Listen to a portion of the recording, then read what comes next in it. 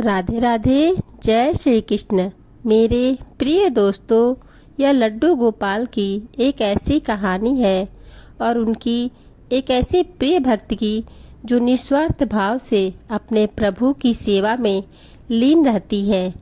अनजाने में ही सही, लेकिन वो कुछ ऐसा कर जाती है जो सिर्फ एक सच्चे भक्त ही कर सकता है। और फिर श्री कृष्णा के बाल स्वरूप लड्डू गोपाल की अपार कृपा उस पर बरसती है। तो चलिए अब इस कहानी का आरंभ करते हैं। एक समय की बात है, एक गांव में दो वृद्ध स्त्रियां रहती थी। दोनों का इस जगत में, इस संसार में कोई नहीं था। वे दोनों ही एक दूसरे का सहारा बनकर बड़े प्रेम भाव से रहती थी।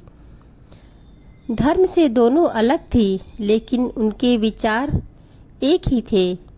उनमें से एक महिला हिंदू धर्म की थी और दूसरी महिला जैन धर्म की थी। दोनों अपने अपने धर्म के हिसाब से प्रभु की आराधना करती थी।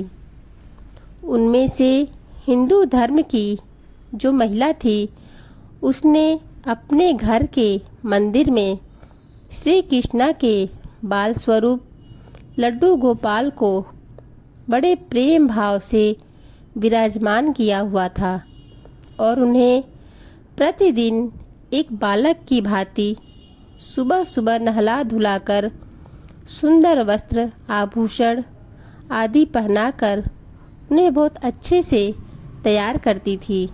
वह उन्हें एक बालक के समान ही मानती थी।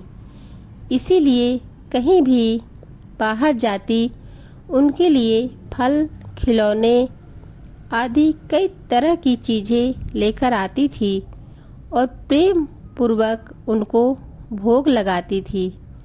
इसी तरह वे दोनों महिलाएं एक दूसरे के परस्पर सहयोग से अपना सुखमय जीवन व्यतीत कर रही थी। वे दोनों जब पूजा पाठ एवं सभी कामों से मुक्त होती थी, तब बचा हुआ समय एक दूसरे के साथ सुख दुख बांटते हुए व्यतीत करती थीं। कुछ समय बीतने के बाद श्रावण मास में हिंदू महिला को तीर्थ यात्रा पर जाने का सौभाग्य मिला। तब उसने अपनी प्रिय सहेली जो जैन धर्म की थी, उससे भी चलने के लिए कहा। वृद्धावस्था अधिक होने के कारण वह चलने फिरने में थोड़ी असमर्थ थी। इसीलिए उसने जाने से मना कर दिया और कहा कि मुझे चलने फिरने में बहुत परेशानी होगी, इसी कारण तुम्हें भी तीर्थ यात्रा में विघ्न रहेगा। तब वो हिंदू महिला उदास मन से तीर्थ यात्रा पर अकेली ही जाने के लिए तैयार हो गई और जाते समय उसने उस जैन महिला से कहा, हे सखी, मैं 1 महीने के लिए तीर्थ यात्रा पर जा रही हूँ। मेरे आराध्य श्री कृष्ण बाल स्वरूप लड्डू गोपाल का बहुत ध्यान रखना। उन्हें बिल्कुल एक पुत्र की भांति प्रेम देना। प्रतिदिन स्नान आदि कराकर सुंदर वस्त्र आभूषण पहनाकर भोग लगाना।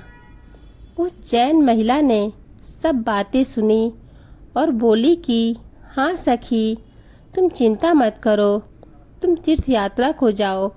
मैं तुम्हारे लड्डू गोपाल का अपने पुत्र की भांति ही ध्यान रखूंगी। इतनी सब बातें बताकर वह महिला तीर्थ यात्रा को निकल गई और जैन महिला ने सारा कार्यभार अपने ऊपर ले लिया और बड़े उत्साह और उमंग के साथ सुबह उठकर खुद नित्य कर्म से निवृत्त होकर लड्डू गोपाल के स्नान की तैयारी में लग गई।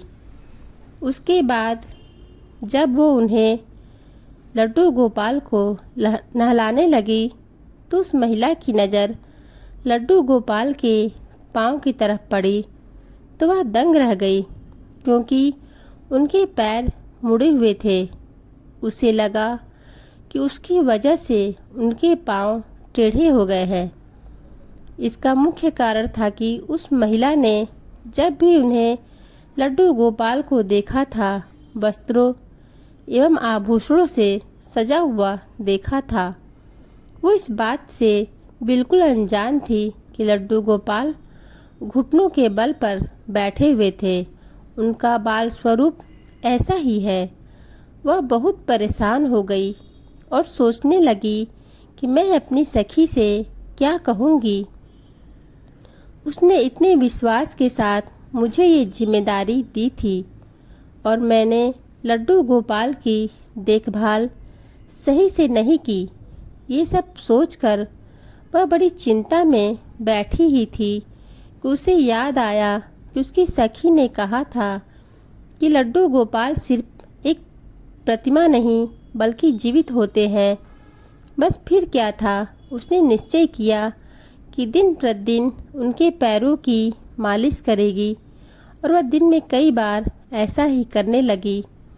और जैसा कि श्री कृष्ण का स्वभाव है, वो है ही इतने दयालु, कृपालु, दया निधान, उस वृद्ध महिला की इस नादान भक्ति से वशीभूत होकर उन्होंने उस पर अपनी अपार कृपा लुटा दी। और एक दिन वह महिला रोज की भांति प्रातःकाल उठकर लड्डू गोपाल को नहलाने का प्रबंध कर ही रही थी कि उसकी नज़र उनके पैरों पर पड़ी। उसने देखा कि उनके लड्डू गोपाल के पैर ठीक हो गए हैं और यह सब देखकर वह वृद्ध महिला खुशी से फूली न समाई और ये सारा वृत्तांत सुनाने के लिए अपनी सखी का बहुत बेसब्री से इंतज़ार करने लगी।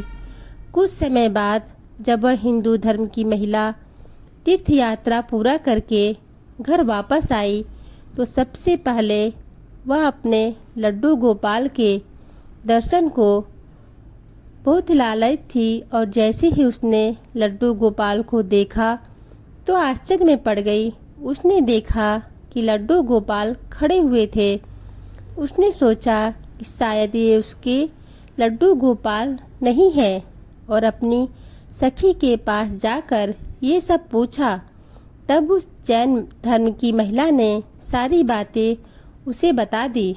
उसकी बातें सुनकर हिंदू महिला समझ गई कि ये सारा खेल उस मुरलीधर कृष्ण कन्हैया का है और दौड़ी दौड़ी लड्डू गोपाल के पास पहुंची और उनके चरणों में गिरकर बोली, हे मेरे प्रभु, हे मेरे कन्हैया, हे मुरलीधर, आपकी दया का कोई पराकाष्ठा नहीं है, आपकी कृपा का कोई शानी नहीं है।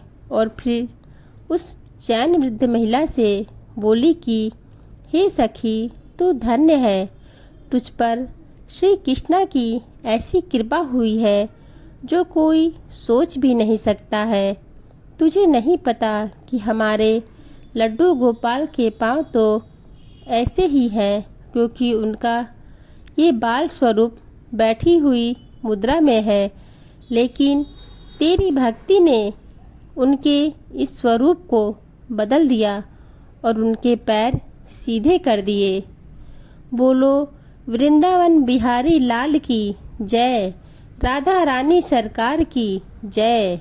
अगर आपको हमारी ये वीडियो अच्छी लगी हो तो हमारे चैनल को लाइक करें और सब्सक्राइब करें और कमेंट बॉक्स में राधे राधे ज़रूर लिखें।